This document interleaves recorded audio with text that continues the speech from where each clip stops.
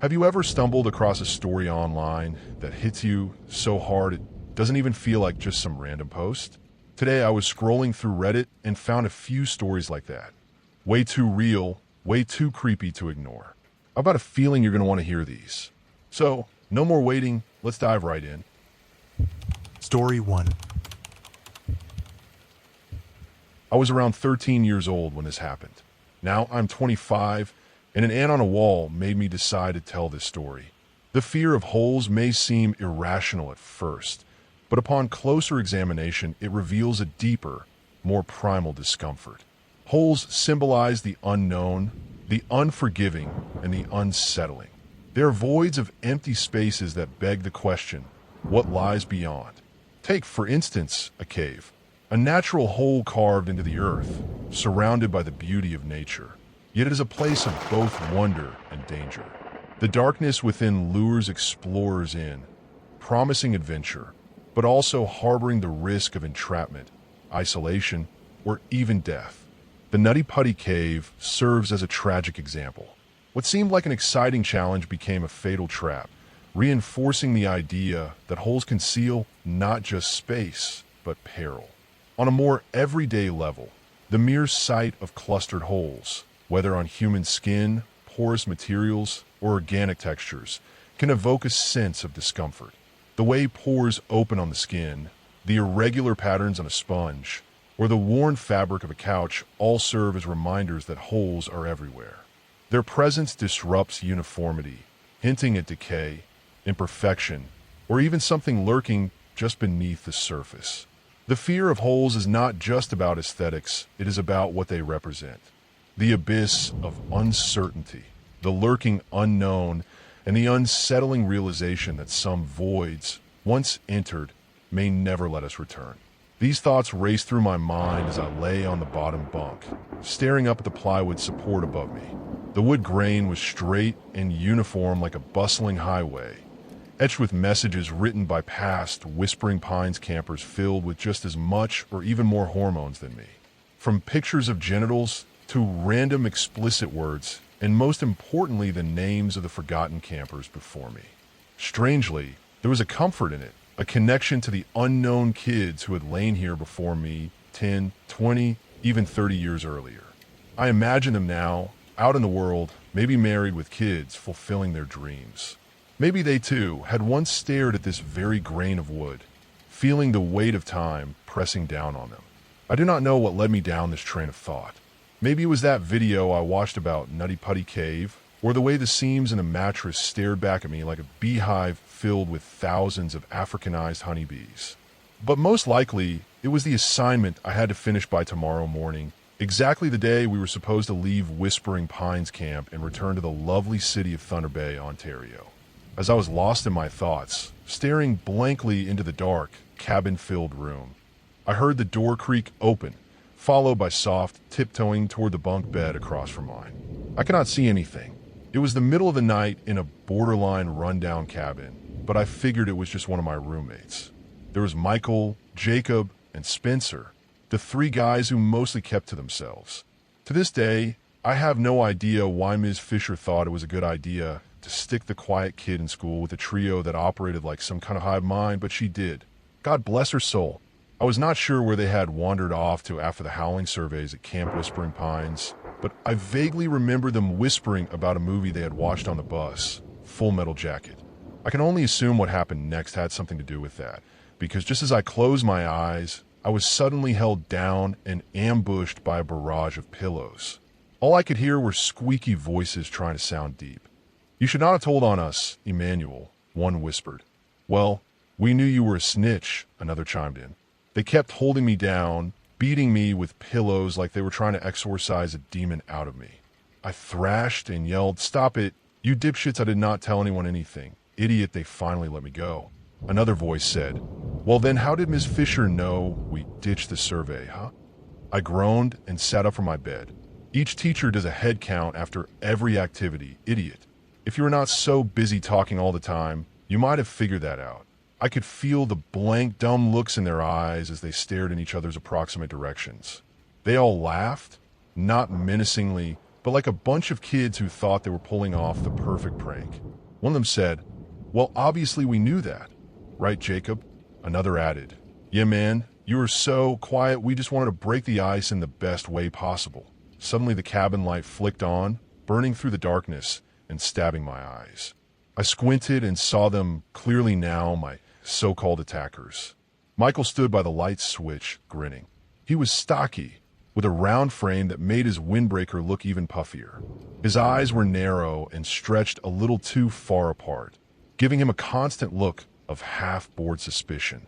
His nose was short, flat, and wide like it had been squashed into place, and his unkempt hair stuck out like a bird's nest that lost a fight with the wind. Dirt smeared the bottom of his jacket, and the sleeves were laced with thick white snot, probably something he thought added to its vintage appearance. Then there was Spencer, standing at the foot of my bed with a smug look on his face and a cervical pillow clutched tightly to his chest. Probably for that long, skinny neck of his. His hair was surprisingly well kept, a crisp shade of auburn that reminded me of fallen leaves in early October. His skin was so pale it looked almost translucent under the cabin's flickering ceiling light. He grinned at me with a strange intensity, the kind of expression you might expect from someone who had spent a little too much time studying battle maps from the World Wars. There was something off about it, like he was not just amused, he was fascinated. Then, finally, there was Jacob. He did not say anything, just leaned into the opening at the end of the bunk bed, his head slowly tilting into view like he was trying to appear in a horror movie jump scare.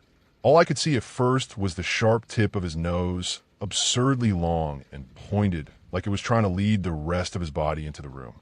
His long blonde hair fell over his face in uneven curtains, but his mouth was visibly curved into an awkward, almost apologetic smile.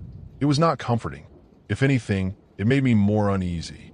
He looked like a mannequin that someone had tried to teach how to express emotion. The three of them just stood there, motionless for a second, basking in the afterglow of their late-night pillow raid. The room was still quiet except for my breathing and the creak of one of the bunk beds settling under weight. I could not tell if they were trying to be funny, creepy, or both. Maybe that was the point. Michael broke the silence, his voice casual like we had not just been through a surprise midnight ambush. "So what is up, dude? You have barely said a word to us, and we are your roommates." That is like a cardinal sin. He was not wrong. I try my best to keep to myself, especially on this trip. It was designed for the boys' club, the kind of group made up of less desirable students, the troublemakers, the pranksters, the fatherless kids, and the ones from picture-perfect families who feel the need to prove something even more. Then there is me. I do not know if I fit into any of those categories. Or maybe I fit into all of them in just the right amount to make me invisible. I do not participate in class, which usually leads to teachers skipping over me entirely. The ones who try to force it out of me get a strained, uncomfortable smile. As you can probably guess, that leads to whispered laughs and the usual remarks like slowpoke or idiot. I would not say I lack love at home, but I would definitely say I am a disappointment. I am not good at sports. I do not get good grades. And once I get home, I turn on my dusty old Acer laptop and waste time doing absolutely nothing meaningful. No hobbies, no talents, just an endless stream of distraction and silence.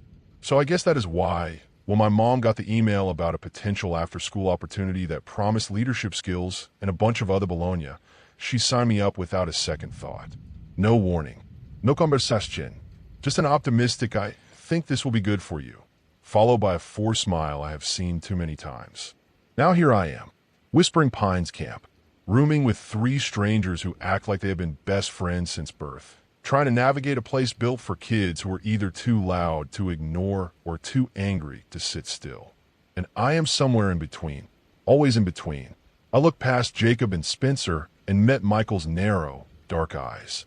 My mind raced with thoughts, replies, comebacks, anything at all. But in the end, I chose the best thing I could say. Nothing. I turned over and faced the wall. Silence felt safer than whatever game they were playing. Suddenly, Spencer smacked me in the ribs with his pillow, and Jacob slapped the soles of my feet. The mattress creaked under the force. "Come on, man," Spencer said. "We're talking to you. Where's all that energy you had when you were scared for your life?" Jacob added with a wide grin. Michael stepped forward and said, "How about we play hide and seek? We are all bored, and when we leave camp tomorrow, our parents are going to kill us anyway." I did not even look at them when I replied. "They're going to kill you guys, not me." They all smiled like I had just told the funniest joke they had ever heard. "Well, about that," Michael said, "I do not know what happened, but when Miss Fisher was doing the count, she said you were not there. And, well, we might have lied and said you were with us. And, that it was your idea you ditched the survey. And you kind of snuck into the cabin without her knowing." I sat up and stared at them, completely dumbfounded. I told Miss Fisher I was not feeling well. I said I want to come back and sleep it off. Jacob shook his head. "Dude, you told a 70-year-old woman who is like 2 bad days from retirement. She probably did not even hear you." Spencer chimed in, chuckling. "You should have told Ms. A buddy." "Oh my God, I would have told her I had a boo-boo that needed kissing or something, dude." They all laughed, loud and careless, then started riffing about Ms. A's pants, how even the biggest ones could not hide her curves. The room filled with their voices and jokes, their laughter echoing against the wooden walls. But eventually, they noticed the silence coming from my side of the room again. Like sharks smelling blood, they turned to me in unison. "What are you, gay or something?" one of them asked. "Why are you so sad?" "Hey man, if it is about getting beat, at least you know your parents care about you. Why else would they be doing it?" Michael added, half smiling. Jacob scoffed. "That is bullshit, dude. Your dad hits you because he is a drunk piece of shit with anger issues." Michael sat down on his bed across from mine and rubbed his hands together like he was trying to keep them busy. "I was just trying to cheer him up, bro. I do not know. And anyway, my parents are not going to find out I ditched." I gave the school a fake number. Spencer and Jacob both said, "We all did." I finally spoke. "My parents do not beat me. I doubt they would even care. That is the whole reason I am here in the first place." The room quieted. "Just for a moment. Do not be such a downer," Spencer said, rolling his eyes. "Boo-hoo. Mommy and Daddy do not beat you." Jacob leaned against the bed frame and shrugged. "At least you can do whatever you want." "I would be happy to do anything with no consequences." I mumbled back, "It is not like that. It is just I do not know." Michael clapped his hands together like he was shaking off the mood. All right. "So are we playing hide and seek, or what?" I frowned. "How are we going to play hide and seek in this room? There is one closet, 2 bunk beds, and a dresser. Where can we even hide?" Without missing a beat, Jacob, Spencer, and Michael all said in unison, "Hide and seek in the dark." Jacob added a dramatic boom, tossing his hands in the air like he was summoning thunder. I could not help but let out a small laugh and muttered, "That is stupid." Michael grinned wide, his crooked teeth catching the dim light like chipped porcelain. "Do not knock it till you try it. Come on, let us play." Without another word, the 3 of them dropped into a loose circle in the middle of the cabin floor. Each of them kicked one leg out, the tips of their shoes forming a tight triangle that pointed inward. Michael looked up at me. "Come on." I stayed sitting on the edge of my bunk. "This is for kids." All 3 of them frowned at the same time, like puppets sharing the same string. Spencer scoffed. "Oh, so now you are too old for black shoe? Fine then," he said, dragging out the words like a dare. "You be it." Jacob smiled. "Yeah, you are it," I said, "fair enough," and walked to the light switch at the far end of the room and flicked it off. Darkness swallowed everything in an instant. I pressed my back against the wall and started counting aloud. 1, 3. Laughter exploded from all sides. The creak of beds, the shuffle of sneakers across wood, hushed whispers. I kept counting, the numbers keeping me grounded. 29, 30. Ready or not, here I come. With my arms stretched out in front of me, I moved carefully through the dark, fingertips brushing along the grain of the log walls. The room felt tighter somehow. My heart beat harder with every step, not from fear of the game, but something else, something just under my skin. I reached the first bunk bed and crouched down to feel the bottom mattress. Nothing, just a forgotten sock and a damp patch on the corner. I stood up and fell along the top bunk. My fingers grazed the wooden railing, tracing over dozens of tiny pits and carvings. They were not just shallow scratches from board campers. These were deep, hollowed-out spots, rough around the edges like something had burrowed into the wood. Tiny, clustered holes. Too many. My stomach turned. They ran across the rail in strange, meandering patterns, like a maze or tunnels made by something small with purpose. My breath hitched. I pulled my hand back instinctively, wiping it on my shirt. My skin crawled with invisible itches. Then, without warning, a clammy hand shot out from the shadows beneath the bed and clamped around my ankle. I jumped, letting out a choked yelp, and staggered back as laughter erupted around me. "I'm coming for you," I shouted. I could not help laughing at myself, as the tension broke for just a moment. I dropped to my knees and reached under the bed. My hand grabbed something soft and thick. "Ah," Michael screamed. He grabbed my cock, the whole room lost it. Pillows hit walls. Feet kicked in the dark. We were all laughing now, breathless and blind, just a bunch of kids hiding in the night. This went on for what must have been 30 more minutes. Someone was always stumbling around in the dark, reaching blindly for the nearest shape or sound. Every now and then you would hear a hispist, "Come here, dickhead," or feel a breath way too close to your neck. You would flinch, jump, yell, laugh. Honestly, it was the most fun I had in a long time. All of it came crashing down the moment Spencer froze mid-step and whispered, "Someone is coming." Instant silence. We scattered like roaches at the sound of footsteps down the hallway, slow, deliberate, dragging footsteps. The kind that gave you just enough time to imagine everything that might be making them. We dove back into our beds like it was a drill. Jacob climbed up top above me, his skinny limbs creaking the metal frame. I slid under the covers of the bottom bunk. Michael did the same across from me, while Spencer practically dove onto the top bed above him. The door creaked open. Her shadow hit the floor first, long and stretched, and then her shape filled the doorway. A wrinkled face shimmering under the flickering hallway light, gray hair standing out in tufts and snarls like she had just come out of a wind tunnel. The scent of cheap dollar store perfume wafted in before her. Ms. Fisher. She stood there for a moment, letting the weight of her presence do most of the work. Then she flipped the light on. It stabbed into our eyes, and we all flinched in our beds. "I know you are awake," she snapped. Her voice cracked like an old tree branch. "I can't hear you causing a ruckus." Her shoes clicked once on the floor. We did not dare move. "I didn't want to hear a zip," she said. No movement. No talking. No whispering. No nothing. She leaned just a bit into the room, her face a scowl frozen in time. "Go. To. Bed. Or I will have a little chat with the principal about suspension." She stared at each bed for a beat too long, like she was trying to memorize who would break first. Then she turned the light back off, slammed the door with just enough force to shake the walls, and walked away one dragging footstep at a time. We stayed frozen. No one said a word. Not until we heard the slow, shuffling footsteps echoing down the hallway, retreating to whatever room Ms. Fisher crawled out of. Only then did we start to move, quiet and careful, like prisoners in a bad dream. One by one, we slipped from our bunks and crept over to Michael's bed. The mattress sagged under our weight as we huddled together, the air between us still holding traces of tension and leftover laughter. Michael leaned in close and whispered, "Hey, Emmanuel, you want to know where we went earlier?" Jacob immediately cut in, whisper yelling, "It was insane, dude. Like next level stuff?" Spencer nodded, so hard his floppy auburn hair bounced like a metronome. "We found something. Like a place. Kinda."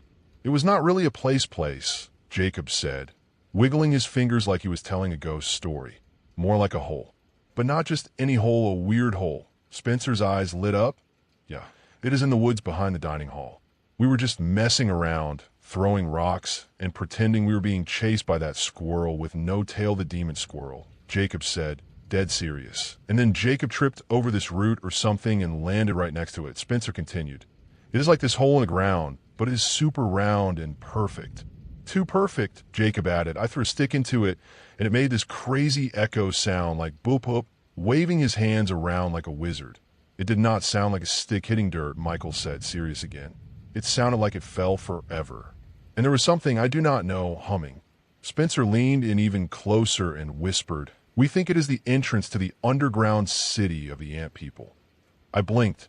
"The what?" Jacob grinned. "The ant people, man. You do not know about the ant people." "No one knows about the ant people," Spencer said. "That is why we have to find them. They have been living under the camp for years," Jacob added, nodding like it was common knowledge. "They are tiny, super smart, and probably have glow-in-the-dark eyeballs," Spencer whispered, "and they probably eat campers who snitch. Michael rolled his eyes. Okay, they're not real. Probably. But the hole was real. We're going back. Tonight, Spencer said, dramatically raising his finger like he was announcing the beginning of a heroic quest. Then all three of them turned to look at me at the same time. You in? Michael asked. Come on, do not be lame, Spencer said. You have already been attacked by pillows. This is the next logical step. Jacob leaned in with his best serious face, which still somehow looked like a confused llama. You ever seen something so weird you just have to know what is down there? They stared at me, wide-eyed and wiggly with anticipation. I looked at them. I looked at the dark window. I looked at my bed. Then I looked back at the three goofballs sitting on a mattress like the fate of the world depended on my answer. I took a breath and said yes. We slipped through the window one at a time, the cool night air biting at our skin. Michael went first, hauling his bulk out onto the grass. Then Spencer, then Jacob, each of them landing with a soft thud and a muffled curse. I hesitated, my heart pounding, then swung my legs over the sill and dropped down. The world felt impossibly vast out here, the cabin's warm light receding behind us. Dude, watch the roots, Jacob whispered, hopping over a twisted knot in the ground. Yeah, you do not want to faceplant before the big discovery, Spencer added with a grin. I trailed behind, listening to the crunch of pine needles underfoot and the distant hoot of an owl. Every rustle in the underbrush made my skin prickle. I kept my eyes on the ground, tracing patterns in the dirt with my phone flashlight, small stones, broken twigs, the odd hole made by a burrowing critter. My fingers twitched to the sight of them, but I kept moving. Michael led us down the narrow path behind the dining hall, cracking jokes. I'm telling you, man, if we find glow in the dark eyeballs, I'm keeping one as a keychain. Spencer rolled his eyes. Gross, bro. That is illegal and creepy. Jacob laughed. Come on, imagine the flex. Yeah, I got my buddy's eyeball on my backpack. I stayed silent, following their light beams through the trees. Their chatter felt distant, like echoes in a canyon. I kept expecting to see that perfect circle in the earth, the hole they described, but all I saw were roots and leaf litter. Should have been right here, Michael said, stopping. His beams swept a small clearing. Where is it? Spencer crouched, shining his light in every direction. Maybe we took a wrong turn? Jacob stomped at the ground. Nah, this is it. I remember that weird root sticking up like a thong. I stepped forward, kneeling beside the root. The earth here was smooth, no indentation, no circle, just flat dirt. I ran my hand across it. It felt oddly blank. My skin itched at the emptiness, as if my mind expected holes and found none. Michael shone his light around. It is gone. Spencer frowned. You sure? Maybe someone filled it in. Jacob kicked at the dirt. Who would fill in a perfect, creepy hole in the middle of the woods? I stayed on my knees, staring at the unbroken earth. My chest tightened. The ground's uniform surface felt too uniform, like a promise broken. I wiped my hand on my jeans, trying to shake the uneasy feeling. Guys, I said quietly, I think we were lost. They looked at me, then at each other. The beams of their flashlights crisscrossed in the darkness, illuminating trees that looked the same in every direction. Michael's voice wavered. Lost? No way. We came straight from the cabin. Spencer stood, shining his light back down the path. It should lead right back. Jacob turned in a slow circle, beams swinging over mossy trunks and shadowy undergrowth. This does not look familiar. Silence settled. The forest felt alive, breathing, waiting. My flashlight's beam trembled in my hand. The jokes died on their lips. Okay, Michael said, trying to steady himself. Let us just follow the path. We moved forward, but the trail forked into two nearly identical tracks. I glanced at the split, then at my friends, their faces pale in the flashlight glow. Spencer gulped. Which way? I swallowed. My mind felt hollow, as if the missing hole had sucked away all certainty. I pointed to the left, that one. They nodded and we walked. Branches scraped our arms. Every step echoed in the stillness. I kept my gaze low, tracing every leaf and pebble, as if mapping the forest floor might guide us home. Behind us, the path twisted away, swallowing our footprints.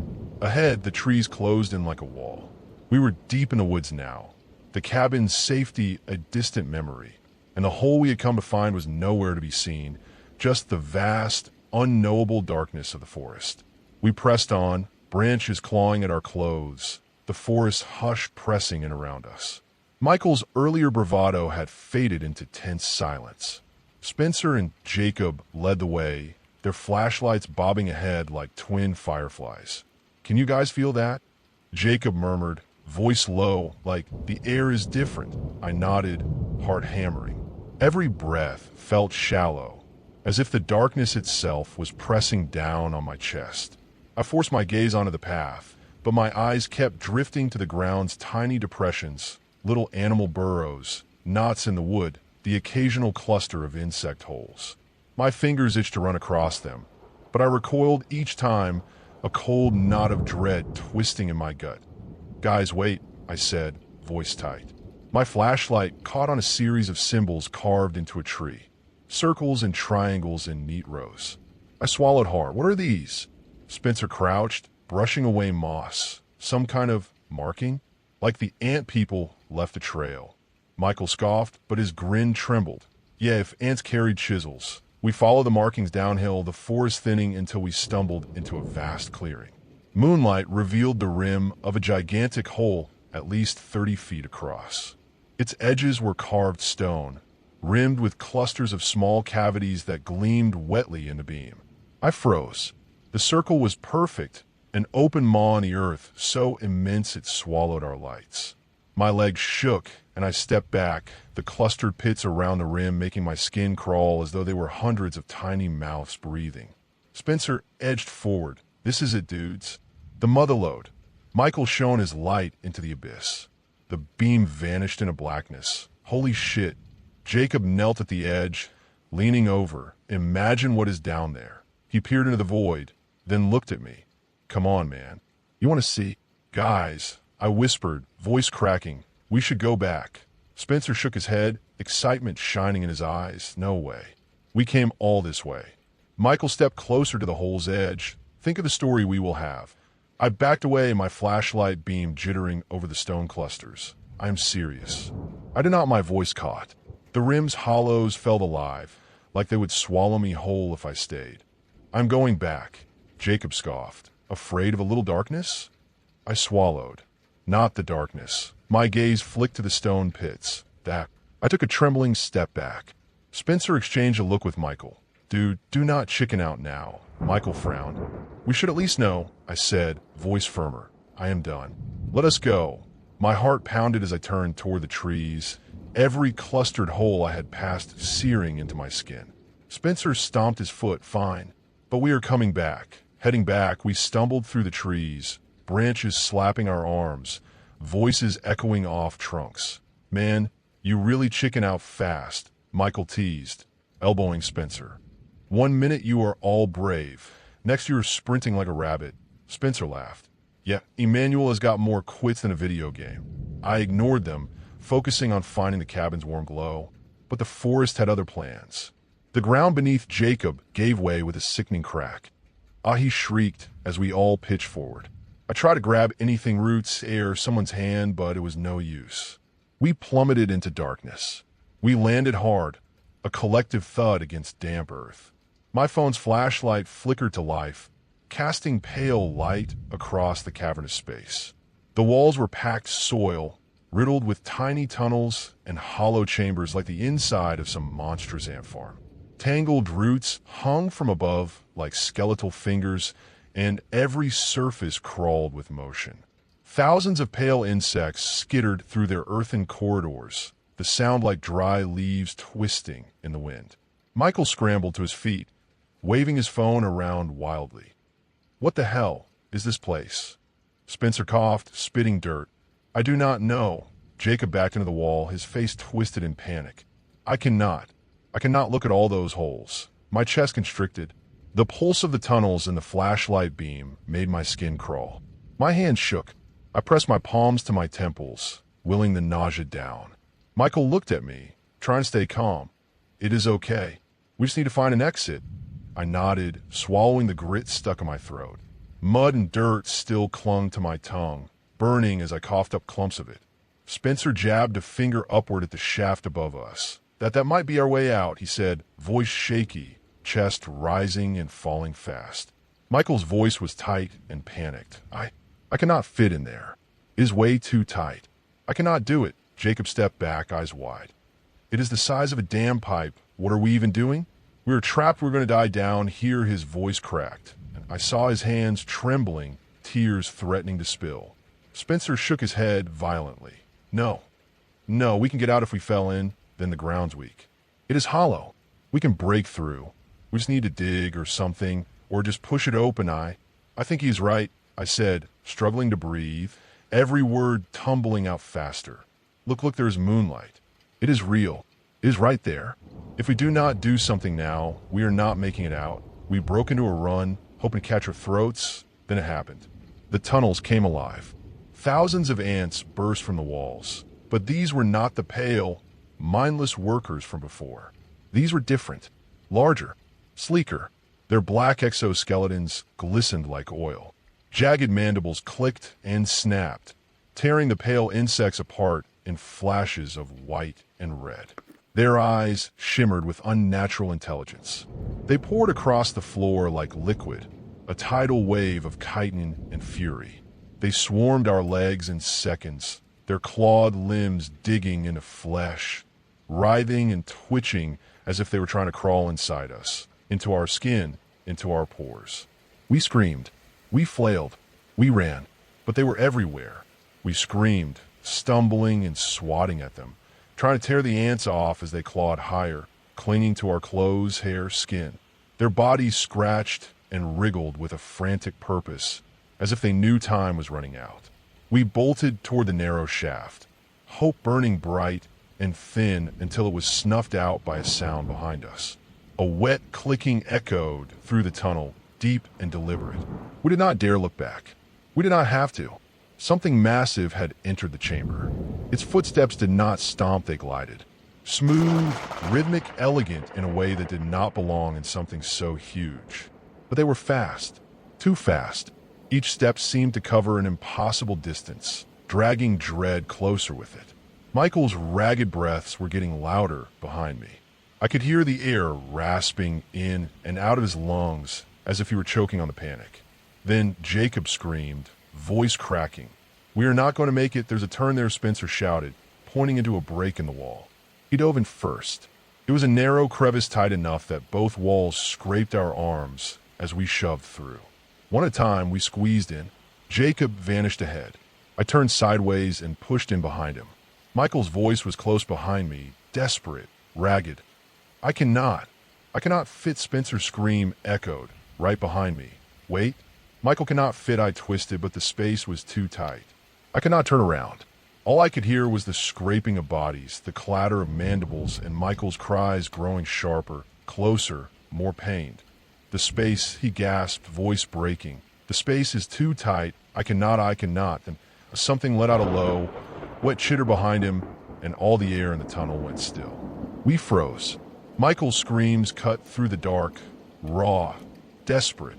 And then came the sickening chorus of wet tearing, the slurping hiss of mandibles at work. The creature's noises faded, swallowed by the tunnels, dragging Michael's voice with them into silence. None of us said a word. Not Jacob, not Spencer, not me. We just stood there, pressed against the cold earth walls, too afraid to breathe, too shattered to speak. We kept crawling deeper into the tunnel. Nothing fazed us anymore.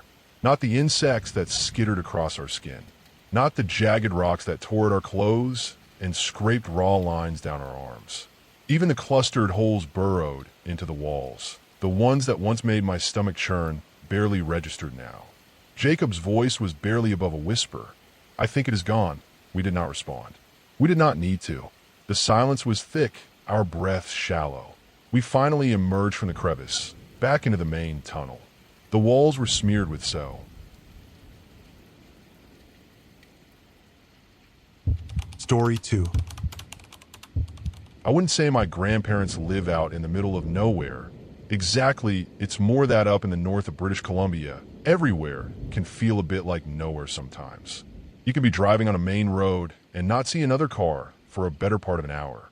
For that reason, It's custom that you always check on cars with their hazards on in case somebody is having a medical emergency or has a flat or something. Anyways, my grandparents live in a fair-sized town up in northern British Columbia. I visit them every week while finishing up my degree. My grandfather's health has declined a lot these last few years, so I typically arrive on Friday nights at 11:30, sleep in their guest room, do some housework over Sunday, and leave after lunch and a couple hours of catching up. This schedule means that up until recently, I've been making late-night drives on the really quiet highway that goes from the city where my university is up to my grandparents' place. It hasn't really been a problem for me, as I'm naturally a night owl, and the drives were a great way to unwind after a stressful week of school. A few weeks ago, something happened on one of my drives up to their house, and I feel like I need to talk about it with someone or my head is going to explode. I don't want to tell my friends or family because they'll think I'm crazy, so I figured maybe you folks can help me and I can stay anonymous. It was right at the beginning of March. There wasn't any snow, but it was still cold as hell up here. I had started my trip late because of a stupid argument with my roommate, and I had called my grandparents and told them to not stay up for me. I had been driving for most of the 2-hour trip and not seen a single car on the road. It was pitch black out with some of the early spring mists we get up here. The huge black forest hemmed in both sides of the highway. I saw the red lights flashing in the mist as I crested a hill. The car was pulled over on the shoulder, interior lights on, and surrounded by a red Corona from the hazards. The first thing I noticed was that it was the same make and model as my car. The second thing I noticed was that it was empty. I punched my own hazards on and pulled behind the car. I got out and walked up to it. I peeked in to see if someone was lying in the back or something. No dice. I noticed that the driver's side door was slightly ajar. I looked around and called out, "Hello. Anybody out there? You left your car open. Are you okay?" The forest was silent. I peeked into the car to see if it could give me some hints as to who it belonged to. The interior was pretty plain. I only really noticed that the dashboard clock was set to 12:12, 33 minutes ahead according to my serviceless phone. I didn't think to check the license plate. I waited a minute longer in case the driver had just ran into the woods to pee or something, but when nobody appeared, the creepiness of this abandoned and unlocked car started to get to me, and I resolved to call it in to the highway patrol as soon as I got back into service. I walked back to my car through the red-lit mists and pulled back onto the highway. I drove for about 5 minutes. Half guilty, I didn't look for the owner more than I did. Half glad as hell to have that car behind me when I saw it.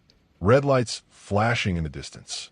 As I got closer, I started to feel a little lightheaded. This whole last 15 minutes seemed like a dream.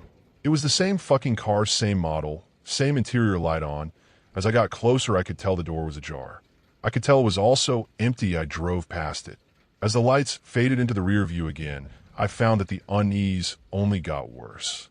I was wondering if some prank was being played on me, but I didn't know. Kids, maybe? I found that without even thinking I had slowed down on the road. I was cresting another hill, and I couldn't admit it to myself then, but I guess I can now. I was scared to see what was on the other side. Eventually, I hit the top. I breathed a half sigh of relief before it stuck in my throat. Red lights flashing in the distance. The mist had almost swallowed them, but once I noticed them, I couldn't look away. I stopped my car on top of that hill for a good few minutes before starting to roll forward again. The mist gradually revealed exactly what I knew they would: make, model, interior lights. When I was up parallel with the car, I peeked in the window and saw the dashboard clock read 12:12, 18 minutes away. I saw it through 3 panes of glass.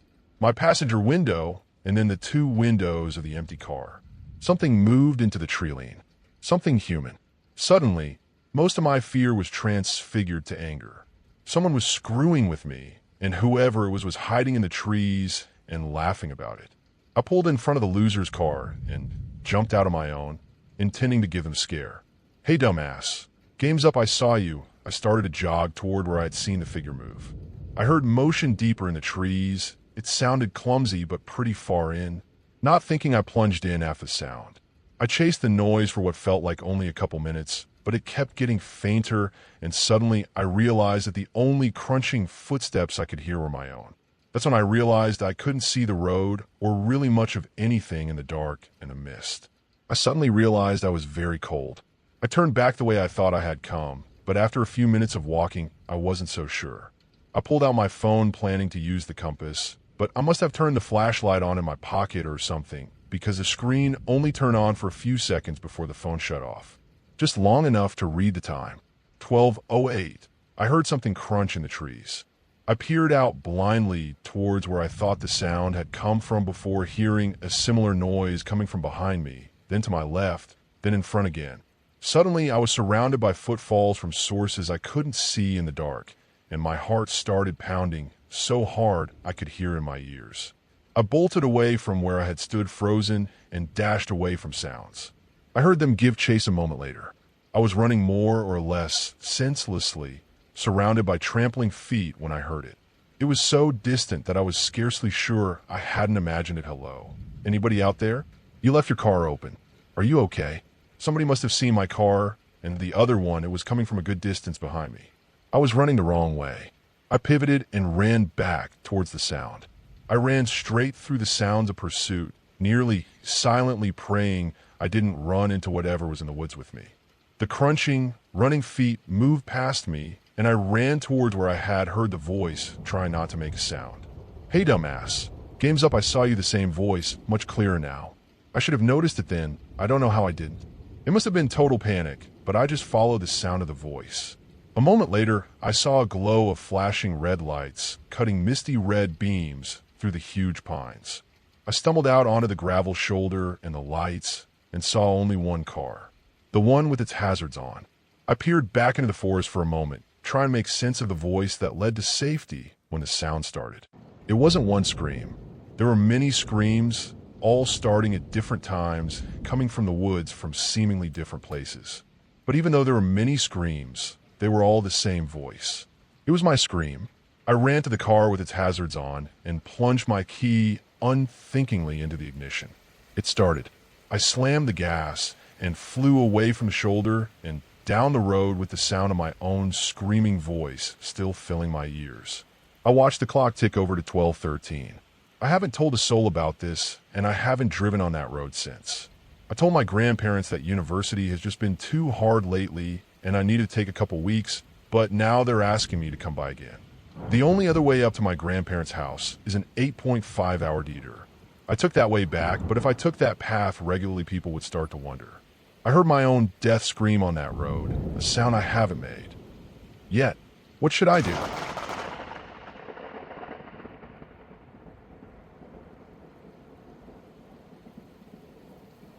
Story 3.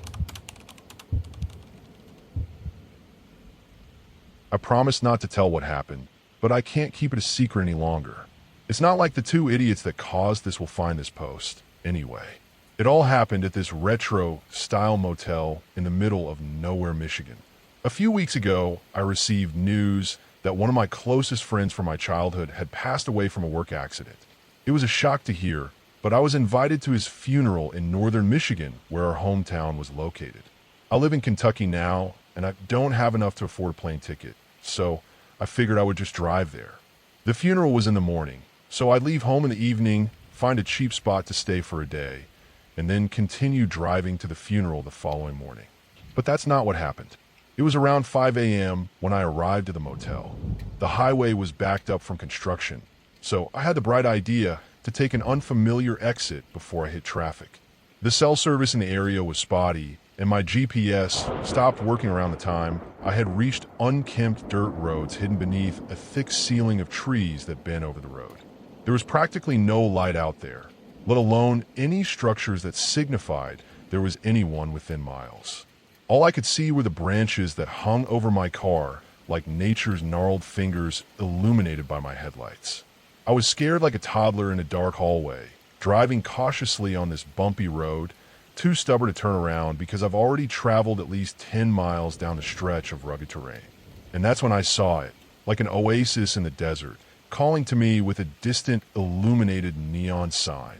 On the outside, it was just another rundown motel, bricks coated in graying paint that chipped off the walls, parking lot potholes the size of an asteroid's aftermath, and its giant sign that twitched and hummed displayed with its gargantuan glowing lettering annex assortments motel.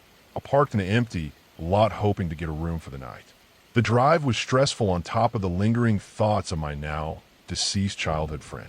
I just needed to rest and clear my mind, to not have to stress about anything but preparing for my friend's funeral. But that didn't mean I wasn't cautious enough to scope the place out. I was walking around the lot and checking out the building. It had 2 floors with roughly 8 doors on each floor labeled 101, 108, and 201,208 respectively. However, there was a small garage under an isolated second floor room labeled 301 that piqued my interest. The room seemed larger, so I walked up the stairs to stare in through the window. Normally, this is a creepy thing to do, staring into a random window of a motel room. But like I said, no cars means no motel guests. The lights were still on, which revealed what I can describe as an 80s themed interior with expensive, albeit outdated, decor. The colorful linens and smooth wooden furniture conveyed the sense that I could still legally smoke a cigarette in there. It looked like a comfy escape from reality, and I was down to pay extra for the room, if need be, despite my low savings. You know it's rude to stare in a stranger's window. A voice called down from below. The rough, chalky yell came from a balding and burly custodian, pushing a large yellow cart with trash bags flowing over the top rim. I waved to him in apologies and rushed back down the stairs where he waited for me. If you're looking for a room, talk to Patrick at the front desk. He told me, still irked about what I had done. I apologized and headed for the front desk where an old man sat patiently. His buttoned flannel sagged over his thin shape and his ginger hair blended into the tacky orange walls of the lobby. His name was Patrick, as embedded on his desk's nameplate. "Oh, a young'un, we don't get too many of you down here, especially at this hour," he said with masked enthusiasm. "Yeah, I was looking at room 301. Is it available?" I responded.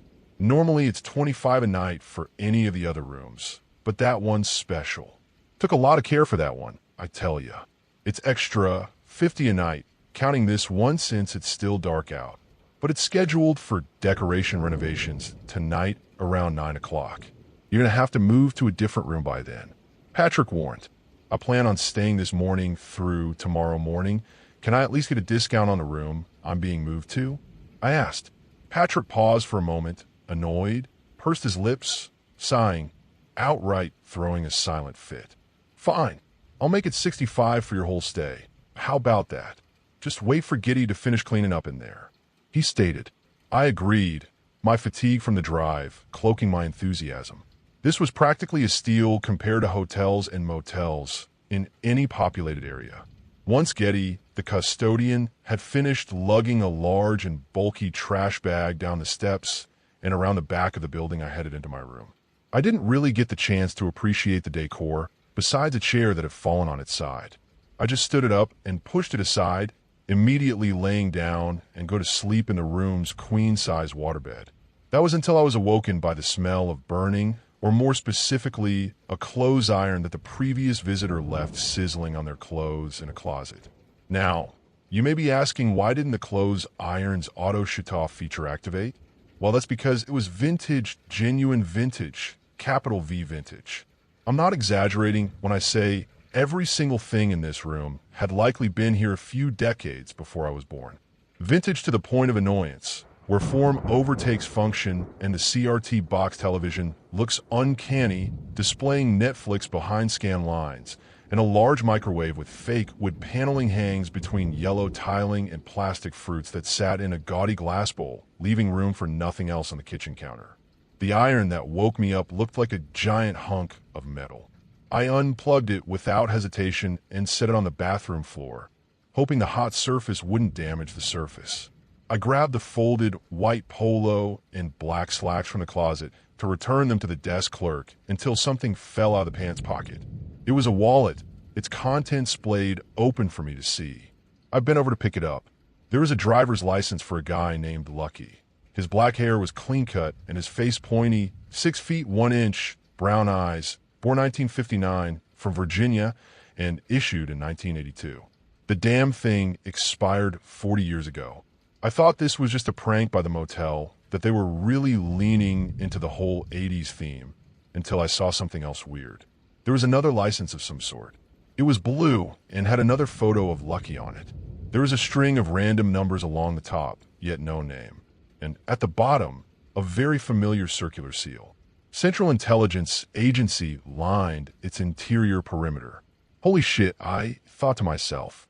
A CIA agent must have been the last person to rent this room decades ago. I understood the customer pool here was pretty low, but that wouldn't explain the iron burning the clothes only just now. That had to be recently used. So then why does someone have some guy's old license and CIA ID card? I decided to just take a shower. The funeral wouldn't be until tomorrow morning, so I still had the day relatively to myself. So I left the do not disturb slip on my door, and I went out for breakfast, the closest diner being 11 miles away, before shortly returning back to my motel room. Upon returning, I noticed the room was off. Not unsettling, but different, like someone had adjusted a few things. And it seems like they had, because the first thing I noticed was chocolates on my bed and an apology note for the oversight made during the room cleaning. I didn't care about the chocolate. They looked like the cheap ones that tasted like cardboard. I was more annoyed that someone had been in my room, even though the do not disturb sign was hanging off the door. I went to complain to Patrick. Giddy said he saw you leave, so there's nobody to disturb in the first place, Patrick rebutted. Patrick explained that while I was gone, Giddy told him he felt as though he didn't completely clean the room and wanted to apologize by completing the job. And as an apology from Patrick, he would only charge me $25 total for the inconvenience. I was annoyed, but cheapening the cost of my stay was enough to change my attitude. I chalked it up to Patrick, and Giddy likely didn't receive much business, let alone social interactions, and left it be. For the most part, I spent the rest of my time in the room reading old magazines left on the coffee table, watching some of the VHS tapes stored in a cabinet under the TV, and overall immersing myself in the 80s room. Also taking a nap, of course. It was around sunset when knocking on the front door woke me. Stephen, time to change rooms, Giddy called out, muffled by the door. I had nothing to transfer to the new room, so I brought the key to 301 to the desk and was handed a key for 103 on the first floor. The room was banal and belonged to the previous decade, not in a good way like 301. I already missed 301's charm. I decided to wash my only set of clothes instead of pouting over it. While I got dressed and returned to the bed, I noticed someone walk up the stairs leading to the second story. It was dark out, and the figure was poorly revealed in the darkness by the motel's dim exterior lights. But it was enough to tell the man was taller than Patrick and wasn't wearing those god-awful jean shorts like Getty. But he did carry a briefcase, so I assumed it was the interior decorator. Whether it was curiosity, since for the entire day, I've been the only person renting a room in this motel, boredom from lack of friends around, or a lingering irrational jealousy that maybe this guy stole my super cool room, I went outside to take a look at him. I first noticed the parking lot, expecting to see a van full of construction or carpentry equipment.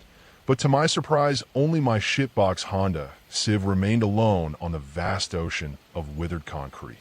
I stepped out into the lot and looked up, spotting the man just before he entered room 301. He was wearing a black suit that concealed him in the night, definitely not an interior decorator. To me, this meant that the latter of my three options was correct, so I angrily knocked on his door.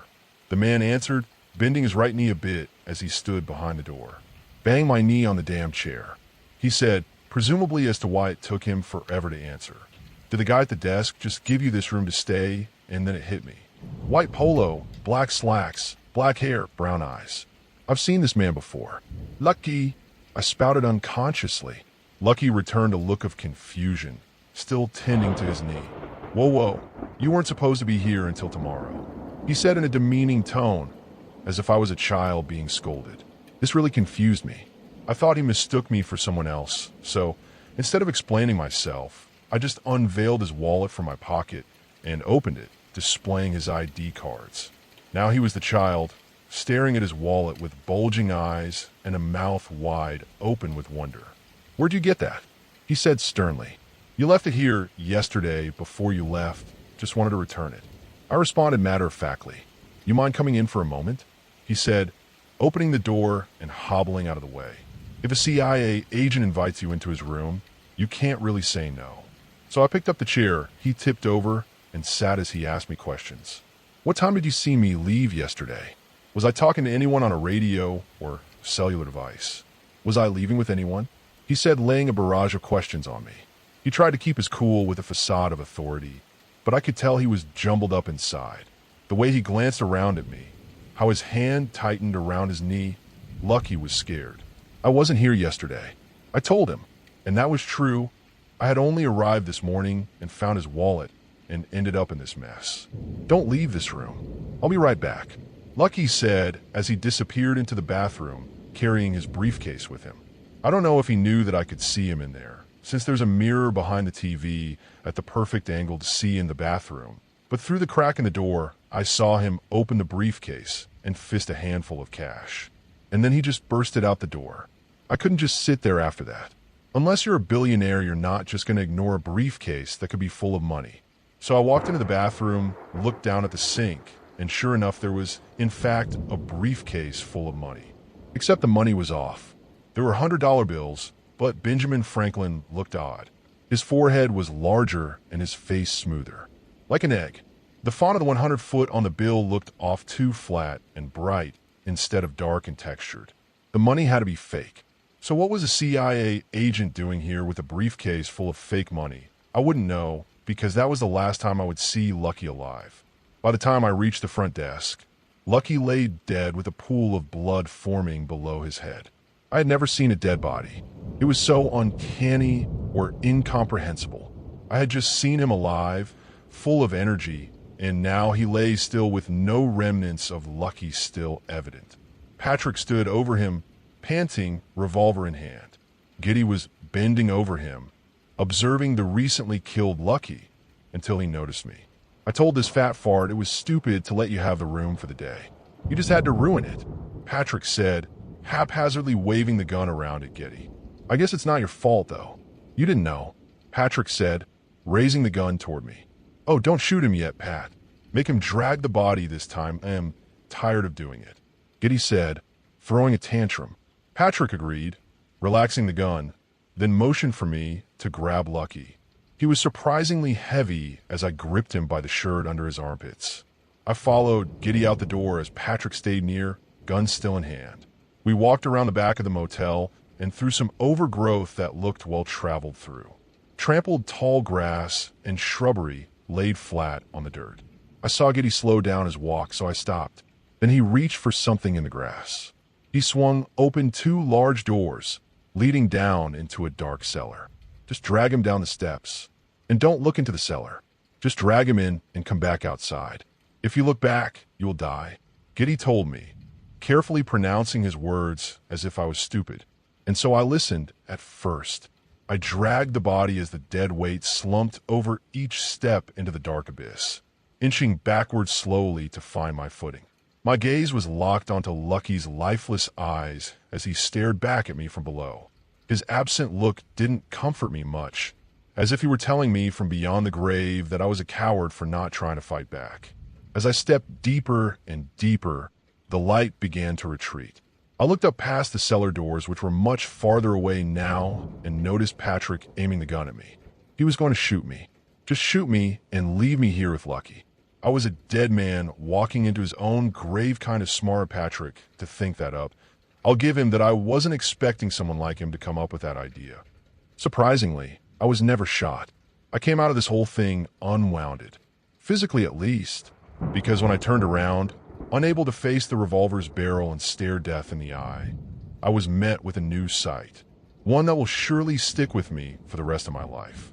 Amongst the cellar was an ocean of corpses, all in varying states of decomposition, just thrown about resting upon each other. A wild tangle of arms and legs and button-ups and black slacks and empty briefcases. And they all had the same face, a wide-eyed expression of shock and fear. Only the skeletons were charitable enough to have outgrown that frightful look. It's like they were horrified to see me, to see another body added to the collection. The sight was so horrific and unlike anything any person should witness, I totally disregarded one aspect of the corpses. They were all Lucky. Perfect replications of his face, his clothes, his build. All Lucky. And as I returned my gaze forward, all I saw were the cellar doors closing shut and locking me in darkness. And I stood there, paralyzed with the collar of Lucky's shirt in my grasp, knowing what was in the darkness behind. I heard Patrick and Giddy debating whether they should go in there and shoot me. The way they were arguing frantically told me that tonight might have been the first time Patrick or Giddy had killed someone, or let alone was involved in a murder. No experienced killer brings up worriedly what the cops will do to them when they find out or doesn't have a game plan to prevent being found out. That's coming from a nerd who's interning as a data analyst. Either way, I wasn't going to take a chance and realized I needed to get to the far end of the large cellar to avoid the chance for them to shoot me. I have my phone, which is now barely surviving at 5, so I could have used a flashlight. But honestly, I'm glad I didn't. I don't know how I could face the reality of crawling through those bodies, which were piled atop each other like bags of damp sand and tree branches. I didn't realize I had reached the end of the cellar until my nose slammed into the old brick wall. Only then did I gain the courage to turn on my flashlight to find that I was standing on a pile of bones. Makes sense if the oldest bodies were dragged to the back, I guess.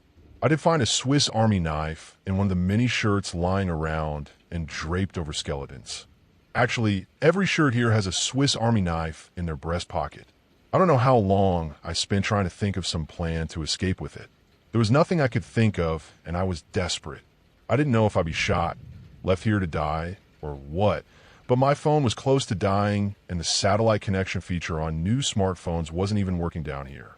No windows to climb out of, no walls to break down. There was nothing I could do to escape. I remember thinking to die at the hands of 2 stupid, isolated country bumpkins was a shameful way to go. No offense to those living in the country.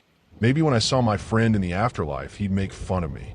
But moonlight spilled over the corpses of Lucky, reminding me once more what had been accompanying me in this cellar this whole time. Giddy's voice boomed over the decaying terrain. Come here. I just want to talk, that's all. I didn't have any options left at this point. I crawled once again through the bodies until finally reaching the newest dead Lucky, whose face was solemn compared to the others' painful expressions, which triggered a momentary thought of how all the other ones had died. I saw Giddy on the threshold holding a briefcase, Lucky's briefcase. He handed it to me. Take it and get out. Don't tell anybody what you saw. If you do, we'll trace your credit card back to your address. He told me frankly, and I did take the briefcase. I drove with no destination. The funeral wasn't for another day, but I just left and drove and drove and drove until I could find some resemblance of a city where I waited in my car doing nothing but staring out the front windshield, staring at the briefcase full of cash, staring at myself in the mirror. The funeral was a blur too. No quantity of a stranger's dead bodies could amount to the emotion and heaviness I felt seeing my friend in a casket. I briefly greeted his family, who I hadn't seen in over a decade, but after the service, I just left. Didn't even stay for the burial. I couldn't do it. You may ask what I'm going to do with the money. In regards to that, I don't know. It's just sitting in the attic behind some boxes. I guess if I have to say anything about this, don't stay at any cheap motels in the middle of nowhere. This might be common sense for some, but for those like me who can't turn down the cheap price and the circumstantial convenience, there's always going to be a catch.